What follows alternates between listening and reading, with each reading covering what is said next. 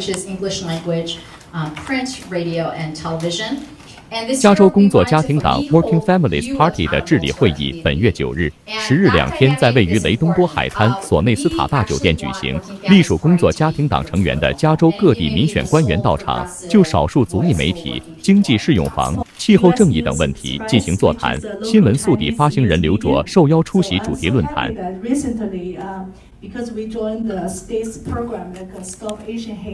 题论坛由加州工作家庭党执行董事金贞妍 Jen Kim 主持，加州金融保护与创新部 Erica Yan、美国发行量最大的西班牙语报纸 La Opinion 政府事务及政治记者 Araceli Martinez Ortega 以及小西贡电视台副总裁 Theresa Mai Wright 共同出席，畅谈少数族裔媒体对社会及选举的重要性。这里是 Redondo Beach， 我们在这里参加 Working Party 的一个午餐会。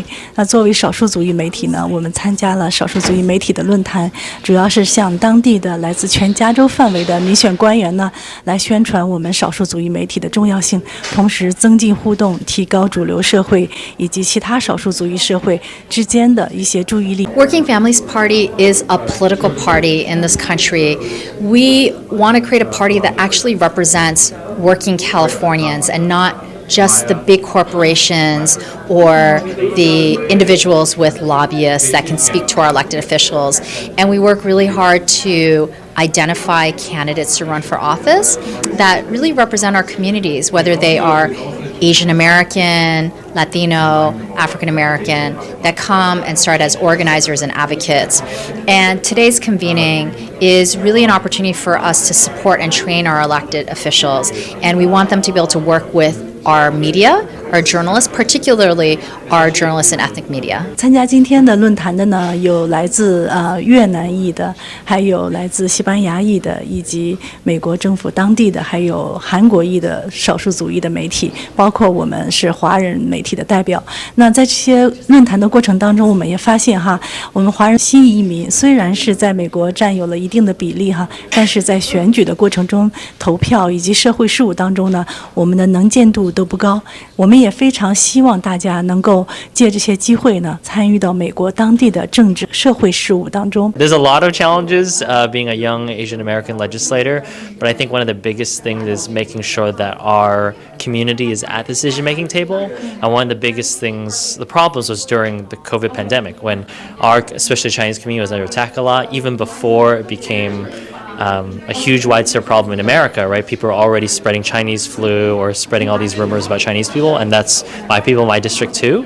And especially as the pandemic wore on, our Chinese business suffered twice from the shutdowns and then from the stigma too. So when I was in the legislature, we put a lot of money towards $165 million towards anti-Asian hate. So we can towards ethnic media, culture-based organizations, and just continuing to make sure that there's in-language access to a lot of resources of the state too.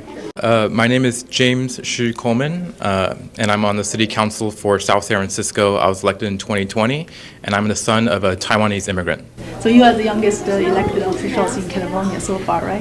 One of them, yeah. So I was elected in 2020 at the age of 21, and now I'm 24 years old. So what made you think you want to start this career very early? Yeah, so actually I was a college student at Harvard, and then when the COVID pandemic hit, I was flown back home to my hometown of South San Francisco, and I saw how COVID was really wreaking havoc on our immigrant community, on our low-income communities, and I ran to make a positive impact and make sure that resources were getting into the hands of people who need it the most. For the future, continue serving on the City Council. I'm actually going to be sworn in as mayor this December, so I'll have a more involved role with the city. I think it's so important, especially when you see so many of the issues that impact our community, right? It's public safety, it's affordable housing, it's support for our small businesses, for our healthcare workers, the rise in AAPI hate that we saw in 2020 that continues today. It's so important that we have Chinese Americans, AAPI Americans, in elected offices, as leaders in nonprofits, in businesses, the private sector, to make sure that our people are at the decision-making table and making sure that all the decisions impact us in a positive way. Yeah, I'm Ben Reynoso. I am the 5th Ward City Council member from the city of San Bernardino. I'm biracial myself. I'm Black and Mexican. I'm 31 years old, first elected in the year 2020 when I was 28 years old. And honestly, I represent a lot of young people. I I represent a lot of people overall, but the majority of why I do the work that I do and what brought me to civics and being an elected official was to inspire young people to get involved and to kind of take ownership over their cities.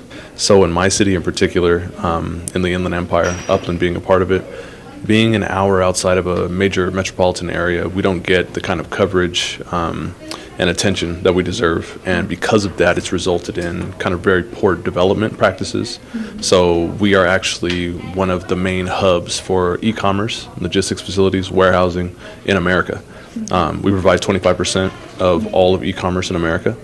And what that looks like on a local level is not just the goods movement in and out and providing packages and your overnight delivery services. It looks like a revolving door for people who are going into work at these facilities. 那今天呢，我们访问了一些民选官员，也了解到这个社会正在进行的一些政治的政策的制定，以及未来的选举计划。那我们也希望呢，华裔社区能够更加积极地加入到与我们生活事务相关的这些日常的政治事务当中。新闻速递王福明雷东多滩市报道。